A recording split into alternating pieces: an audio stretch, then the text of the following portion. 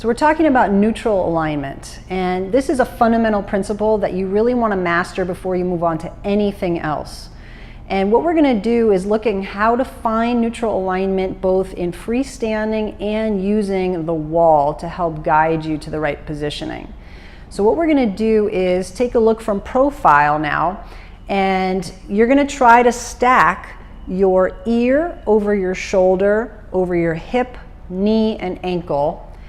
And this should feel a very powerful position here and maybe feeling very different from what you're used to. Just to stand vertically aligned. That helps quiet down the soft tissues so they're not working really hard to keep you upright.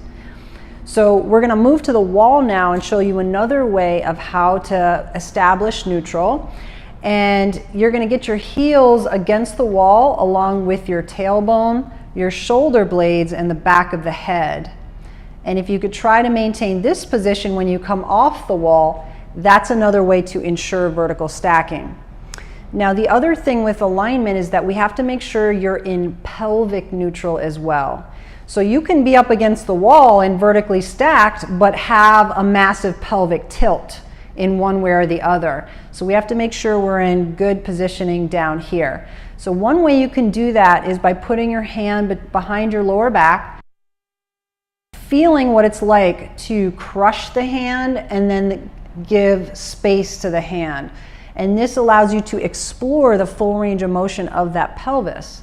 Eventually, after you've got enough experience doing this, you want to settle on a position in the middle of those two extremes. Another way to find it is by imagining that you have flashlights coming out of these two bones in the front of your pelvis. So when the pelvis is in a neutral position, the flashlights are facing straight ahead. But what happens if you're in an anterior pelvic tilt, the flashlights point down, and then in a posterior pelvic tilt, the flashlights point up. So we want to make sure that we're pointing straight ahead. So you've now found static neutral alignment. We have to bring this into movement now. So in a squat, for example, we're going to make sure that we maintain this neutral position as we go down into the squat without an excessive tilt forward or backward. We want to find that middle ground through the squat. Likewise, if we're doing a bent over row, we're going to get into that neutral position just now parallel to the ground, and then we'll go through our movement like that.